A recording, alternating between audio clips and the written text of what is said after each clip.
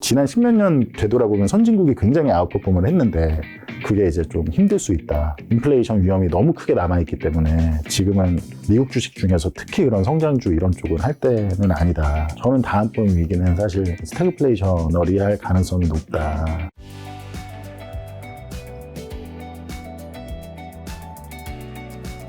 그래서 왜 지금 GDP나 이런 게 최근에 발표된 것도 그렇게 높게 나왔냐, 실질 GDP가. 제가 아까 초반에 M 곱하기 V 차트를 보여드렸잖아요. 그 전년비 차트로 다시 보여드리자면 요거잖아요, 전년비로. 전혀 디플레이션 하지 않고 디플레이셔너리 하지 않고 위에 있잖아요. 이게 사실 M 곱하기 V는 인플레이션을 보기 위한 프라이스에 대한 중요한 척도기도 하지만 M 곱하기 V는 명목 GDP나 마찬가지입니다. 그러니까 명목 GDP를 해서 보시면 똑같이 나와요. 명목 GDP로 검색해서 보셔도. 무슨 말이냐면 미국이 지금 적자 지출을 계속해서 바이든 정부에서 하면서 명목 GDP를 계속 높이고 있다라 인위적으로 굉장히 높이고 있는 겁니다. 그럼 명목 GDP가 높아진 상태에서 최근처럼 원자재 가격이 좀 뭐 여러 가지 요인으로 일단 안정이 좀 돼 있잖아요. 저희는 굉장히 원자재가 앞으로 크게 상승할 거라고 보고 있지만 이런 상태에서 일시적으로 물가가 조금 하락한 것 같이 당연히 기저효과가 있고 하니까 하락한 것 같이 나오면 왜냐면 실질 GDP는 명목 GDP에서 GDP 디플레이터 물가를 뺀 거거든요. 그러면 당연히 실질 GDP가 높게 나오는 순간적으로 높게 나와 보일 수 있는 거죠. 그러니까 명목 GDP가 이렇게 떠 있다는 건 그냥 노랜딩이라는 얘기고 이거를 시장이 깨닫는 순간 왜 제가 노랜딩이 제일 위험한 시나리오라고 말씀을 드렸냐면 깨닫는 순간 그러니까 시장은 기본적으로 그럼 더 높은 성장을 생각할 거고 그러면 그 말은 또 인플레이션을 또 다시 걱정할 수밖에 없을 거고 최근에 유가나 이런 게 굉장히 뛰고 있죠. 여러 가지 구리도 심지어 반등을 하더라고요. 그러면 장기금리는 어떻게 될 거냐. 제가 아까 계속 말씀드린 장기금리가 모든 핵심의 잣대인데 어떻게 될 거냐에 대해서 많은 분들이 생각을 하셔야 될 거고 노랜딩이라는 거는 기본적으로 굉장히 인플레이셔너리한 환경이라는 얘기니까 당연히 그러면 연준 입장에선 이제 모든 자산 시장을 수십 년을 걸쳐서 부풀게 했던 양적 완화는 당연히 할 수 없는 거고 정치적이나 여러 가지 입장에서 그러면 앞으로 미국의 적자 지출이나 재정 적자는 누가 파이낸싱을 해줄 거냐. 2008년에서 2020년까지는 연준이 다 돈 찍어서 파이낸싱을 해줬고 그게 그러니 자산 가격을 이렇게 들어 올리고 했지만 그러다 이제 팬데믹 때 정부까지 모든 개개인들한테 돈을 뿌리다 보니 정말 유통속도까지 빨라지면서 진짜 소비자 물가 인플레이션까지 전이가 된 거죠. 근데 이제 누가 파이낸싱을 해줄 거냐 연준이 양적 완화를 못 한다면 그럼 민간에서 해줘야 되는데 그 민간이라는 건 뭐 은행이 될 수도 있고 뭐 연기금이 될 수도 있고 보험사가 될 수도 있고 근데 이 늘어나는 적자 지출이나 미국의 그 적자 지출이 늘어나다 보니까 심지어 이자 비용도 굉장히 가파르게 늘고 있어요. 그게 악순환의 고리로 엄청나게 빠르게 튀어오르는데 그거를 매입할 수요가 점점 없다라는 거죠. 그러니까 미국의 채권에 대한 이제 신뢰가, 그러니까 미국의 재정에 대한 신뢰가 굉장히 희석되고 있는 상황이다 보니까, 굉장히 좀, 그러니까 선진국이 굉장히 좋았잖아요. 사실 23년도 그렇고, 지난 10몇 년 되돌아보면 선진국이 굉장히 아웃퍼폼을 했는데, 특히 그렇게 양적 완화나 이런 인위적인 통화 조작을 한 국가들이 아웃퍼폼을 했는데 그게 이제 좀 힘들 수 있다. 이 차트를 한번 보시면 제가 하나 말씀드리고 싶은 거는 지금 시장을 저는 사실 언제와 굉장히 비슷하게 보냐면 요때가 이제 스태그플레이션이 반발하기 직전인 이제 72년 12월이고 니프티 50 버블이라고 해서 굉장히 유명했던 버블인데 지금의 이제 M7 주식들과 비슷하게 일부 이제 니프티 50에 속한 이제 일부 주식들의 뭐예요 그게? 밸류가 그때 당시에 제가 뭐 태어나기 전이라서 제가 여기에다 이렇게 표시를 했는데 이 기업들이 코카콜라, 디즈니, 프록터앤갬블, 맥도날드 이런 기업들이 지금의 M7처럼 와 저기는 성장주군요. 예 사놓으면 평생 동안 이거는 자식한테 물려주고 얘네는 무조건 오르기만 하는 거야. 글로벌 스케일의 주식이야 라는 게 이제 그때 지금 똑같죠. 지금 M7처럼 그런 느낌의 성장주들이 엄청난 버블이 형성이 됐었습니다. 이때도.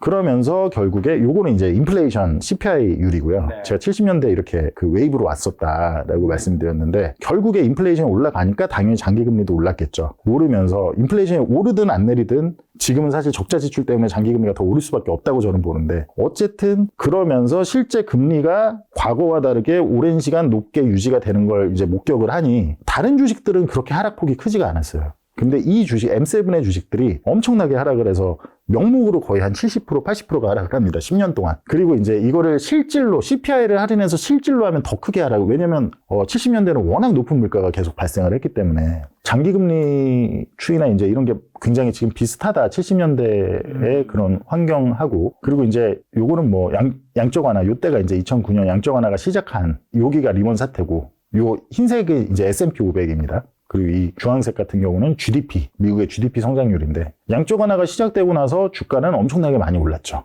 근데 반대로 GDP는 뭐 정말 그렇게 많이 올랐을까요? 그렇지가 않죠. 실제 어느 정도 붕괴가 오면 이런 보시면 아시겠지만 정말로 오버슈팅해서 더 아래로 내려가는 순간이 오거든요. 근데 제가 봤을 때는 지금 여러 측면에서 양적 완화는커녕 양적 긴축을 해야 되고, 제가 보는 매크로상에서는 분명히 인플레이션 위험이 너무 크게 남아있기 때문에 지금은 미국 주식 중에서 특히 그런 성장주 이런 쪽은 할 때는 아니다.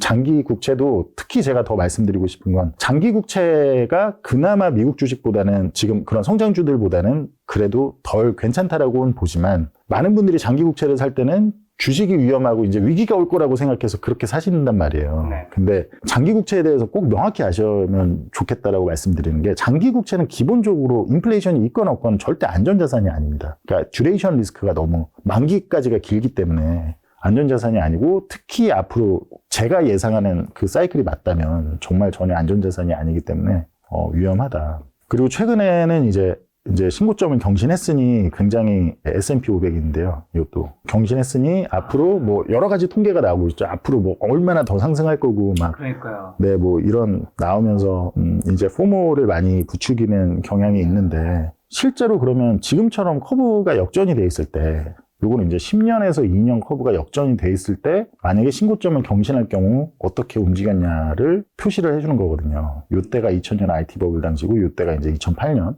리먼 사태 당시입니다. 그렇게 봤을 때 요때 물론 한번 이렇게 하고 좀 더 상승한 적이 있었죠. 근데 뭐 어쨌든 그렇게 좋은 신호는 아니다. 지금처럼 커브가 역전이 돼 있을 때 이런 게 발생을 한다는 거. 대표님 빨간색 그 고점에 끄은 건 아니고요? 제가 한 게, 요거는 여기 소스가 여기 티어 1 알파라고 저희가 아니라 다른 곳에서 한 겁니다. 네. 알겠습니다. 네네네. 제가 했으면 제가 한 게 유치한 질문 한번 던져봤습니다. 혹시 고점에 저기 체크해놓고 하셨나 싶어서. 어쨌든 신고점을 찍는 게 그렇게 좋은 신호가 아닐 수 있다라는 거죠. 그렇죠. 커브가 역전이 돼 있을 때는 보통 오히려 안 좋게 작용하는 경우가 많더라. 그것도 아주 고점에서. 그리고 이제 보통 다른 데서도 많이 얘기 들으셨겠지만, 오히려 커브가 지금처럼 역전이 돼 있을 때 그게 풀리는 과정에서 이제 리세션과 주가 붕괴가 나타난다라고들 얘기를 하시잖아요. 그러니까 저도 풀리면서 주가 붕괴가 먼저 나타나고, 그로 인해서 웨스 이펙트나 부의 효과가 사라져야 그 다음에 실제 고용이나 이런 게 안 좋게 나올 거다라고 제가 말을 하고 있는 건데, 그래서 노랜딩은 결국에 하드다, 어렵다, 하드랜딩으로 연결이 될 수밖에 없다라는 얘기인데, 그래서 지금 상황에서 커브 역전된 게 풀리면 굉장히 위험한 상황인 건 맞습니다. 다만 시장이 지금 예상하듯이 단기가 엄청나게 내려와서 커브가 풀리는 거다라고 한다면, 그러니까 한마디로 채권은 계속 좋은 거죠. 장기금리도 안 오르고 채권은 오히려 낮아진다든지, 장기 쪽도. 근데 단기가 더 많이 내려와서 기준금리를 다시 0까지 내려가거나 뭐 이런다라면, 그 말은 인플레이션이 해결이 됐다는 얘기고, 그런 상황이면 70년대도는 오히려 그렇게 할 경우에는 오히려 주가가 좋았습니다. 커브가 정상화되더라도. 근데 제가 계속 보고 위험하다라고 말씀을 드리는 거는, 요 차트를 보시면 여기가 커브라고, 10년, 2년 커브라고 보시면 되고요. 요 캔들이, 요 중간에 요 빨간색이 이제 여기가 이제 0입니다. 요 아래에 내려오면 이제 역전이 된 거죠. 커브가. 그리고 흰색이 S&P 500의 로그 스케일 차트를 제가 띄워놓은 건데, 요렇게 자줏빛으로 음영을 해놓은 게 이제 실제 역전이 정상화되는 구간이죠.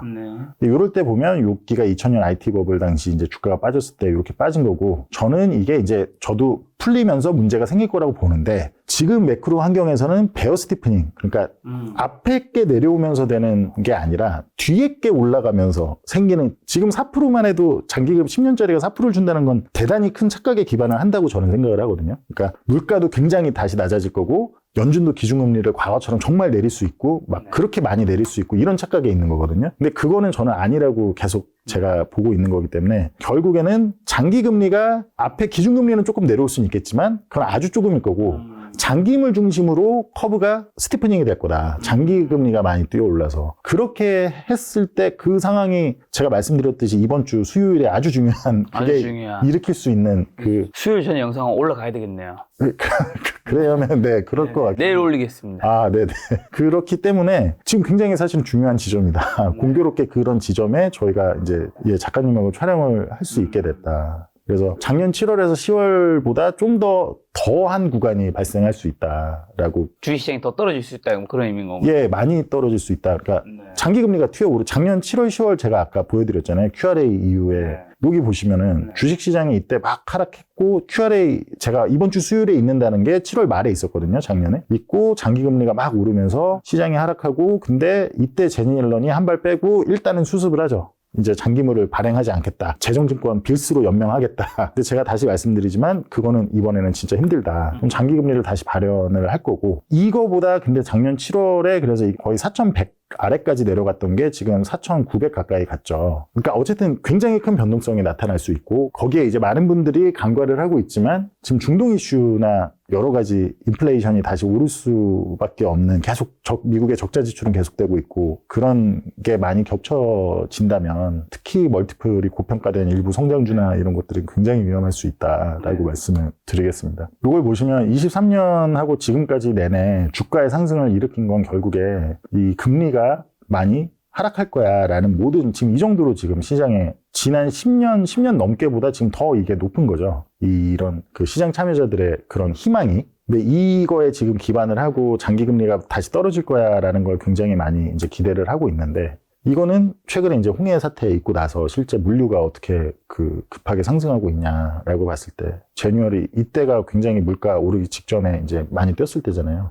그거와 마찬가지로 굉장히 물가가 크게 뛰고 있다. 그러니까 현실과 굉장히 다른 희망을 시장은 계속 선반영하고 있다. 그럼 이런 상황에서 연준이 금리를 내려봐야 얼마나 내릴 수 있을 것이며 그리고 인플레이션이 이게 진짜로 일시적인 게 아니었구나라고 사람들이 지금 말은 일시적인 게 지나간 것 같지만 트랜지토리가 지나간 것 같지만 실제로 많은 시장 참여자들이 프라이싱하고 있는 거를 보면 아직도 여전히 뭔가 일시적이다라는 그런 희망을 하고 있는 거죠. 그것과 다르게 가장 유의해야 될 거는 이제 장기금리에 higher for longer가 올 거다. 장기금리에. 그게 이제 정말 위험한 상황이다. 그래서 제가 이제 말씀드린 것처럼 어쨌든 장기금리의 상승이 결국에 미국은 주식시장, 한국으로 치면 좀 부동산 시장이 좀 어느 정도 내려오게 해서 웨스 이펙트를 좀 제거할 걸로 보여지고 근데 그 와중에 이제 중동발 어떤 지정학적 리스크가 더 지속이 되든지 또 진짜로 미국 정부나 연준이 제일 돈을 많이 풀거나 쓸 때가 언제인지 아시나요? 경기 침체나 위기가 그렇죠. 침체 때가 오히려 제일 많이 쓰거든요. 근데 이미 지금은 침체가 오기 전에 계속 이렇게 쓰고 있으니 이제 그런 측면을 다 하고 제가 아까 말씀드린 대로 한 번 화폐적 현상으로 일어난 인플레이션은 늘 웨이브로 온다라는 걸 감안한다면 저는 다음번 위기는 사실 사람들이 다 최악이라고 생각하는 스태그플레이셔너리 할 가능성이 높다. 다만 스태그플레이셔너리 하다라는 건 투자 측면에서는 그렇게 무섭지 않을 수 있거든요. 그 부분에 대한 거는 제가 조금 이따가 말씀을 드리고 정말 중요한 거는 QRA 이번 주 오늘 당장 이제 한국 시간으로 이제 새벽에 처음 게 발표되고 상세 만기별 그거는 이제 수요일에 발표되니까 이게 굉장히 중요하다. 그 부분을 좀 참고하셨으면 좋겠다라고 말씀드리겠습니다. 그러면 제가 좀 추가 좀 몇 가지 드리면 어쨌든 미국 증시를 지금 굉장히 안 좋게 보시는 거잖아요. 네네네. 그렇죠. 이제 앞으로 올해는 증시가 크게 좀 조정받을 수 있다라는 거잖아요. 네네네. 그리고 특히 그 중에서 성장주는 많이 꺾일 수 있다. 네, 성장주 M7이나 뭐 S&P 500, 나스닥에 속한 이제 좀 멀티플이 어쨌든 과거 10년의 장기금리를 아직도 희망해서 아직도 그게 정당화되고 있는 과거 10년과 같은 장기금리로 돌아갈 거라는 시장의 기대로 인해서 멀티플이 PE가 이제 높게 유지되고 있는 70년대로 치면 니프티 50 같은 그런 종목들. 그러면 한국 주식은요? 한국은 어떻게 저는 사실 안 하세요?